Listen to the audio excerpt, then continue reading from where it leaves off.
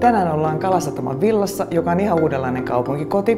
Täällä on 3 kerrosta, korkeat ikkunat ja huikea portaikko. Sisustamisen kannalta haastavaa on se, että täällä on vain vähän yhtenäisiä seinäpintoja.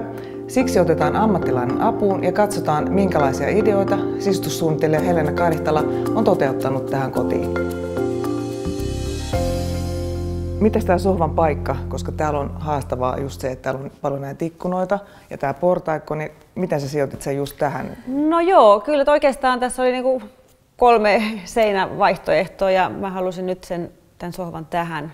Mittasuhteet oli sopivat ja sitten tietenkin se, että sohvalta voi katsella tuonne merelle ja Mustikkamaalle ja sitten tietenkin on toi televisio tuossa. Niin, eli siitä tuleekin mieleen just tämä, että määrittääkö se vielä liikaa nykyisin olohuoneiden kalusteiden sijoitteluun? No kyllä se on yksi semmoinen määräävä tekijä, että missä se telkkari on ja sen mukaan sitten ne istuimet pitäisi siihen ryhmitellä sitten. Täällä on nämä Eamesin kivat klassikot. Miksi sä oot valinnut just tänne? No mä valitsin ne sen takia, että mä halusin vähän rikkoa tätä mustavalkoisuutta tässä sisustuksessa ja noi tuolit on mun mielestä hyvin sympaattiset. Tässä on itse asiassa tosi hyvä istua. Siinä on hyvä istua ja sitten se ei niinku estä näkymää tonne merelle. Ja muutenkin mä halusin, että tähän kalustukseen tulee tietynlainen sellainen keveys ja ilmavuus ja toi puu tuo semmoista lämpöä ja kodikkuutta. Aivan. Missä se mies istuu? Osaako miehet istua tällaisissa tuoleissa? Älä kysy multa. Mut hei, lähdetäänkö nyt katsoa keittiö? Lähdetään vaan. Ahaa, täällä on musta keittiö. Joo, tämä musta väri on kiintokalusteissa kyllä nostanut aika paljon suosiotaan. Mustavalkoinen keittiö on osa syy, minkä takia täällä ruokailutilassa ja sitten olohuoneessa tämä värimaailma on tällainen. Ingo Mauerin lampu on mun mielestä aina ollut tosi hauska. Valaisin. Niin kerro vähän siitä, että jos sulla on tämmöinen siropöytä, niin millä kriteerillä sä valitset valaisimen, koska ne mittasuhteet on varmaan aika oleelliset siinä silloin? Kyllähän siihen vaikuttaa tosi moni asia, huonekorkeus ja pöydän koko. Tähän valaisimen päädyin sen vuoksi, että tässä valaisimessa on erittäin hyvä valoteho.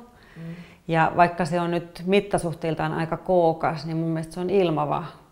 Eikö siinä ole se idea, että sä voit lisätä niitä lappuja, jos sä haluat? Joo, niitä voi laittaa enemmän tai sitten poistaa. Nyt on lumipyry, mutta täältä yläkerrasta näkyy muuten itse asiassa Katainokalle asti. Mutta silti sä joudut istumaan nyt selin tuon hienon näkymään. Se varmaan liittyy tähän tilaan, koska tää on niin rikkonainen, että täällä ei voi sijoittaa kalusteet mitenkään muuten. Joo, eli tämähän on vähän tämmöinen aulatila.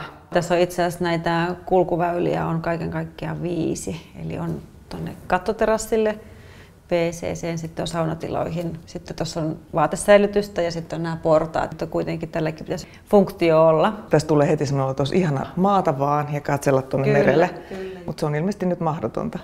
No sinä voit katsoa. Niin mä voin nyt katsoa, niin itse asiassa mä voin katsoa. Niin, kyllä. No niin, olipas kiinnostavaa nähdä, miten sä olit ratkaissut tämän kodin sisustuksen. Joo, kyllähän tässä oli vähän haastetta suunnittelijallekin, mutta kiva kohteena kaiken kaikkiaan.